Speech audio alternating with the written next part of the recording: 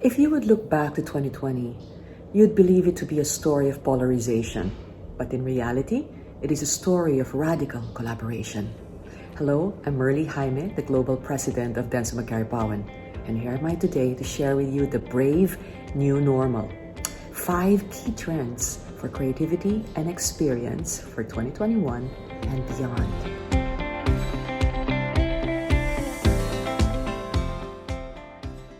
Now, as we've witnessed, 2020 has brought digital adoption to speed like no other. We downloaded all these apps, we've streamed endlessly, we got hooked on online shopping, and consumed all kinds of content out there. But we demanded for more creativity and great experience like no other. So being locked down, we were forced to open up to new possibilities. As our physical worlds became anxious and constrained, all the more virtual experiences were coming out, were charged with more emotions.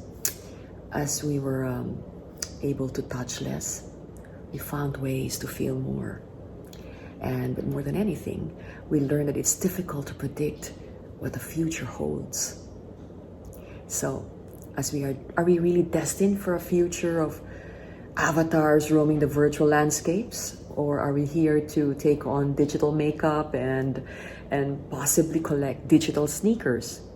Or are we yearning for homespun and handmade and embrace the cottagecore trends and the circular economy? So the most likely and interesting answer to that? Both.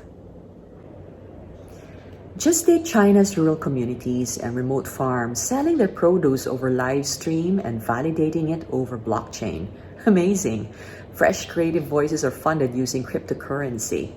Our team in India has brought that human practice of haggling, mind you, I'm good at that, into convenience and e-commerce when they created Hagglebot, a world's first chatbot enabling users to negotiate prices.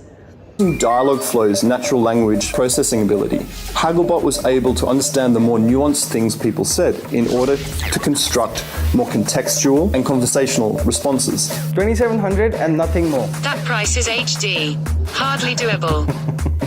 I'll pay half that price. That's so low I can't even reach it. Our brave new normal will explore 5 themes that will coexist, combine and recombine, to mold the future of creativity and technology. So I guess by resisting binary thinking and bringing together opposites like the old and the new, humanity and technology, real emotions and virtual experiences, artificial intelligence and artisan expertise, if you bring those all together, then extraordinary things will start to happen. Now let's go and tackle the first theme, the virtual experience economy. Accelerated by the pandemic and enabled by 5G, we started seeing a dramatic increase on virtual products and experiences. And with this, we saw 3 trends coming up. The first one is better than real. Virtual events will now be better than live, using data and technology, and all these kinds of possibilities will be increased. Especially in experience design. And these are incredible ways, leap forwards for virtual experiences. We will start redefining what a concert, a conference, an event, a game, or even a class can be when unconstrained by physical space. So necessity, imagination, and the power of 5G can now offer an emotional acceleration and authenticity. It's better than real. Travis Scott played a concert in Facebook which offered a level of imagination and participation unimaginable in the physical space. We also see a trend towards users repurposing environments such as a Discord or Twitch, now being used for chats, for meetings, for even classes, right? So as a Discord founder, CEO Jason Citron says, it's clear that as people spend more and more time online, they want online spaces where they can find real humanity and belonging. Game design is also influencing real-world sporting events with multiple camera angles, with this tap to cheer features, and you have virtual fans. Our work from Veristar and Isobar saw the huge market potential for virtual idols to connect with young people in China. The team created Kira with a unique brand spirit and personality as a new potential platform for brands to communicate and interact with audiences. They are not only mascots, there are super flexible virtual symbols that can capture a brand spirit for any type of audience. The second trend is virtual commerce. This is the acceleration of virtual products and services. As more users now are in the virtual environments, brands have responded very quickly to come up with virtual products. And the first one on the scene is the fashion industry. They've seized this virtual commerce trend pretty quickly because they really know that the users have just stayed home and they don't have anywhere to go to show off their style in the real world. Gucci recreated virtual collections with virtual tennis players and launched Sneaker Garage, a platform enabling users to design their own virtual sneakers. The third trend is Unreality Bites. And this is the creation of avatars and environments that you can't tell from the real thing anymore. Would you believe that there is a rise of synthetic people and environments? Gosh, right? Let's look at New York Times quote on this. There are now businesses that sell fake people. On the website generated.photos, you can buy a unique worry-free fake person for $2.99.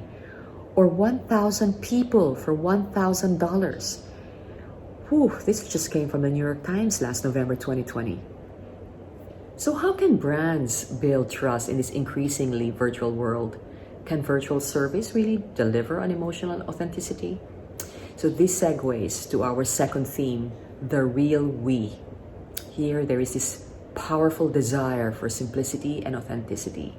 We have frontliners, we have farmers, we have activists as our new heroes, right? There is a new commercial model that is emerging that is deeply rooted into building relationships or direct relationships between the creator and the communities they serve. Here we would have three sub-trends again. The first one is the creator economy. Here, the rise of independent creators and fan communities are now powered by new platforms and monetization models.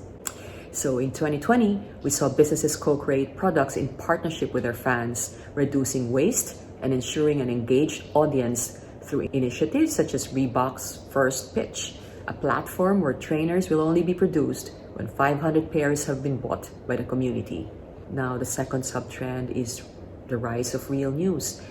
In a time of global crisis, more magazines and social platforms alike have discovered the power of authentic voices. British Vogue celebrated frontline workers as on its July covers. For its all-important September issue, it highlighted activists from Marcus Rashford to Adwoa Aboa. Direct to community. Here we saw retailers localizing their inventory to serve better their local communities. So like Muji's Kamogawa stores, they started selling fresh produce from local farms. The third theme is human contactless. As contactless technologies make stores less human, online commerce will have to be more social, personal, powered by live streaming platforms. The fear of contagion has led to a dramatic increase in contactless technologies and social commerce. But the true challenge for this is the more you come up with less interaction, how can you develop more services that will keep you delightful and charming to your customers? So businesses developed online consulting, you have personalization tools, leveraging on technologies such as AI, augmented reality, and automation to provide a more personalized kind of service. The fitness brand Lululemon acquired Mirror, an AI-enabled virtual startup for $500 million. The Excerpt platform uses AI to track and correct the user stance during remote workout sessions. The fourth theme is me, myself, and AI. Amidst the pandemic, personal health data became public property.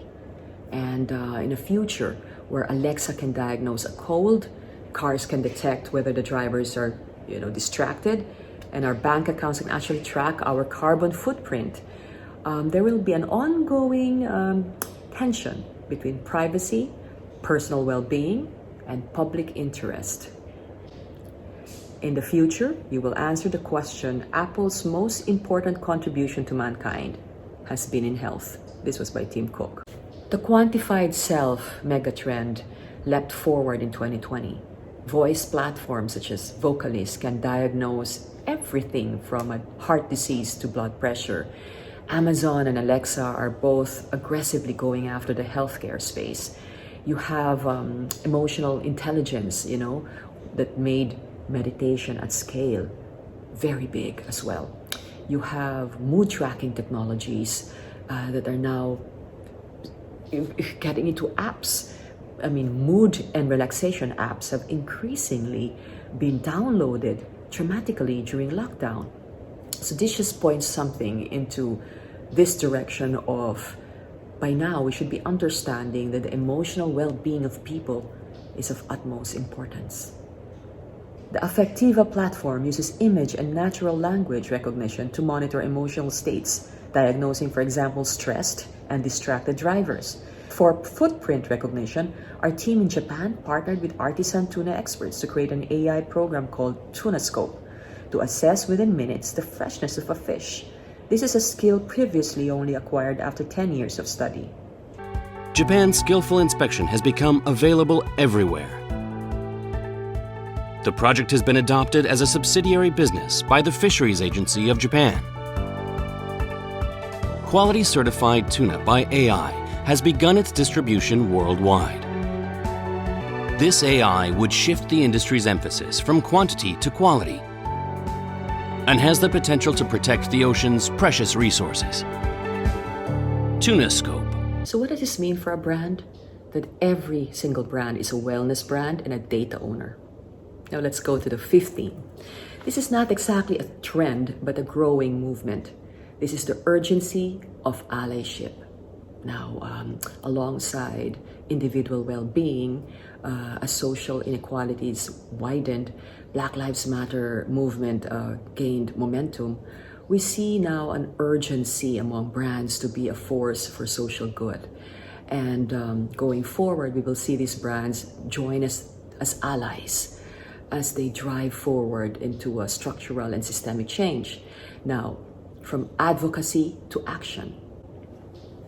The Black Lives Matter prompted brands to do hard work of genuine allyship versus hashtag activism.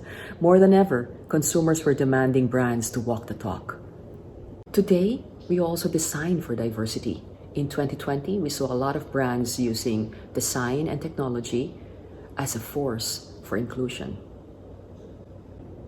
Gillette's partnered with digital designer Nicole Kadihi to create new skin-inclusive avatar designs for Animal Crossing players. Our work for Crayola came up with 24 colors to represent all skin tone colors. And the rise of re-commerce.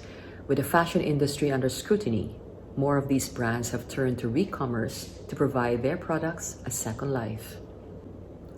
H&M's Loop platform transforms old knitwear into new, using in-store machines in a matter of hours. Levi's second-hand platform encourages users to shop pre-loved denim even better the next time around. Our very own ChefBot, we created a first-of-its-kind AI-powered Twitter recipe tool that uses visual recognition to identify the groceries already found in your fridge and pair them with a recipe to create fresh, home-cooked meals. Cook one of the recipes ChefBot sends you.